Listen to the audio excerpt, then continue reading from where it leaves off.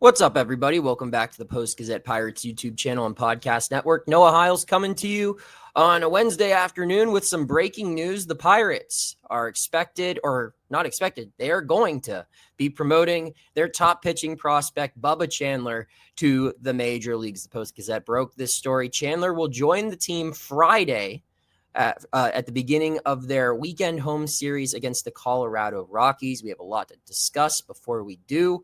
Want to remind everyone to check out all of our work at post-gazette.com. Got a lot of good Bubba Chandler content coming up on the website. Some of it's already there now. Some of it will be there later throughout the week. You can read all of our coverage on that and all things Pirates at post-gazette.com. Get yourself a digital subscription if you don't have one already.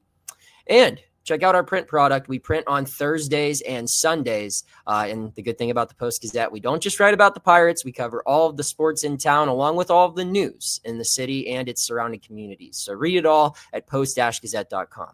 All right, Bubba Chandler. The wait is finally over. I don't know what ratings, because they change so often, but he's one of the top pitching prospects in all of baseball.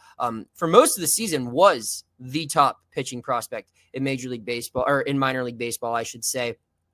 Reached all the way up to number 2 in his prospect status in the entire game. So he's the second best prospect in baseball at one point this season. I think he's dropped all the way down to 7 now per MLB Pipeline. But still a marquee pitching prospect, only 22 years old, a guy with a very interesting history. I guess I can give the background of that now before we get into what he's going to look like now for the Pittsburgh Pirates. This is a guy who was originally committed to play football at Clemson. He was going to be a two-way player, or a two-sport athlete. He was going to play baseball and football, but he was a Clemson quarterback commit. The Pirates, despite him being the number 21 overall prospect in the 2021 MLB draft class, were able to land him in the 3rd round. They took him with the first pick in the 3rd round. He was a guy who slid down. His draft stock plummeted because he committed to football and moved on to Clemson's campus, started working out with the Tigers football team. But the Pirates took a gamble. They drafted him in the 3rd round because they took Henry Davis 1-1 that year and signed him to an under slot value signing bonus. They were able to pay Chandler well over his slot value. I believe the slot value was $870,000 for that pick where he was selected, 72nd overall, I believe. They gave him a $3 million signing bonus. That convinced him to leave Clemson, sign with the Pirates out of high school. Originally as a two-way player, he was a shortstop and a pitcher, committed to pitching full-time in 2022, and that's where his prospect status really took off.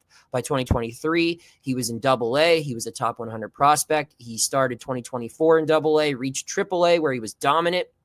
And then he entered this season as a guy that a lot of people expected to be a contributor for the Pirates in 2025. He had some of the best NL Rookie of the Year odds at entering the year, and some people expected him to break camp with the team. The Pirates had a different vision. They went with a slow build-up progression for Chandler, something that he voiced to us in a story that ran recently that he didn't necessarily agree with. But nonetheless, he started this year in AAA, where he's had a very interesting season. His first 11 starts in AAA were very similar to what his final 7 starts last year in AAA looked like, where he had, I believe, a sub-2 earned run average over those 7 outings. These first 11 outings this year in AAA, more of the same dominance. He started 11 games. He went 2-1 with a 203 earned run average. He threw 48 2/3 innings. Opponents had a 541 OPS against him. 63% of the pitches he threw were strikes, and 5 of his 11 starts went for 5 innings or more. Now, that's a key number to look at here, because at the beginning of the season, he was only going 2 to 3 innings per start, but that was because of his progression plan. But once he was stretched out to go at least 5 innings, he was regularly hitting that benchmark until the month of June arrived. June is a really interesting turning point for Chandler's season here.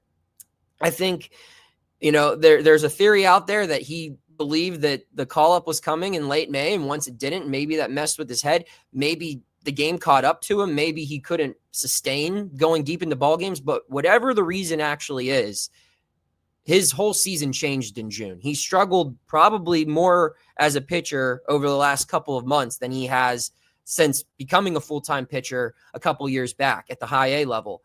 His last 13 starts, he's gone 3-5 with a 5.96 earned run average. He's logged 51 1/3 innings. So less than 3 more innings despite making 2 more starts compared to this first work sample that I gave. Opponents in his last 13 outings have an 871 OPS against him on the mound. He has still hit the strike zone consistently, 62%, so 1% less. But only 4 of those 13 outings resulted in him going 5 innings or longer. So it was an interesting situation the Pirates had on their hands. On one side of the coin, you have a guy who's a high-rated prospect. He still leads the minor leagues, the whole Pirates minor league organization in strikeouts this year. It's somewhere in the 120s. I haven't checked the latest total. I think it's 123. I could be wrong. It could be higher. And not long ago, as recent as a couple weeks ago, that was the most in all of AAA. So he has the stuff, but really, since June arrived, he's really struggled to go deep into ball games. It seems like for one reason or another, teams are hitting him harder. He's putting guys on base more, and he can't avoid the long inning, and he can't go deep into ball games. So that's why the Pirates have kept him down there. It's interesting that he's coming up now. A lot of people, myself included, kind of contended that maybe he should have been up in the bullpen, which is where he's going to pitch out of to start his big league career. The report that we posted this afternoon, Wednesday afternoon, was that he's going to join the team Friday. His contract will be selected. He'll be added to the 40-man roster and the active roster, and he's going to pitch out of a bulk relief role, probably because of these figures that I said in June, where he can't go past the 5th inning or can't even get to the 5th inning in 9 of his last 13 outings. And the numbers aren't favorable, but the stuff is still there. This is still a highly ranked prospect, a guy with some nasty stuff and a very high ceiling of potential. And when you're in a situation like the Pirates find themselves in, you want these types of players to dip their toes in the big league waters. So I'm not surprised that he's starting out of the bullpen. I think that the Pirates probably could have done this a little earlier in the season, but they have their reasons. I think maybe they wanted to see if he could earn his way onto the team as a starter, or maybe the August 15th milestone had something to do with it, where now that we're past August 15th, unless Bubba comes up and throws more than 50 innings from now until the end of the season, he's going to be a rookie all of next year, which gets him an extra year with the Pirates. He doesn't hit free agency until it would be 2031, I believe. So there are probably a lot of factors that go into it. But nonetheless, his complicated season in AAA is over. He's a big leaguer, and right now, he's a bulk reliever. The source that informed me about this promotion also told me that he will be used as a bulk reliever for now, but he will have an opportunity to start games. The Pirates still see this guy as a big league starter. I just think they're going to progress him like they did with Braxton Ashcraft this year, albeit for different reasons. Ashcraft's, I think, was more health related. He was a guy who had never thrown over 80 innings in any professional season. Chandler's exceeded 100 innings multiple times. But the performance is a concern, at least it seems to be, for the Pirates, is for Chandler. So they're going to pitch him out of a bulk role, let him get his toes wet, let him get a taste of life in the big leagues. And if he looks good, I think we could see this guy start games for the Pirates in the month of September.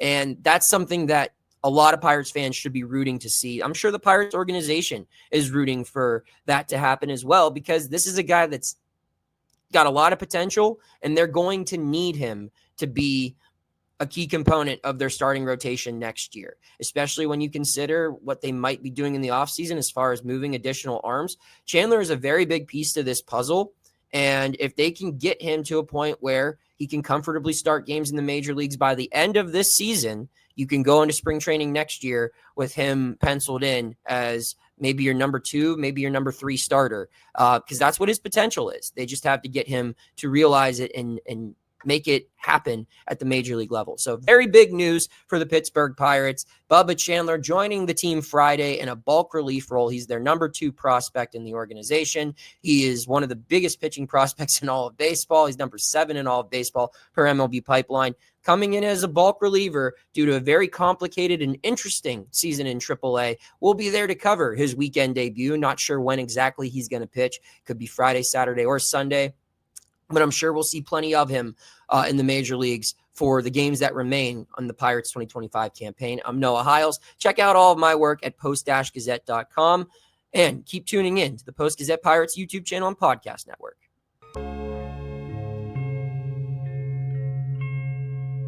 Thank you for checking out this content from Post-Gazette Sports. If you watch this video on YouTube, please like the video and subscribe to our channel. For all of the sports coverage the Post-Gazette has to offer, visit post-gazette.com.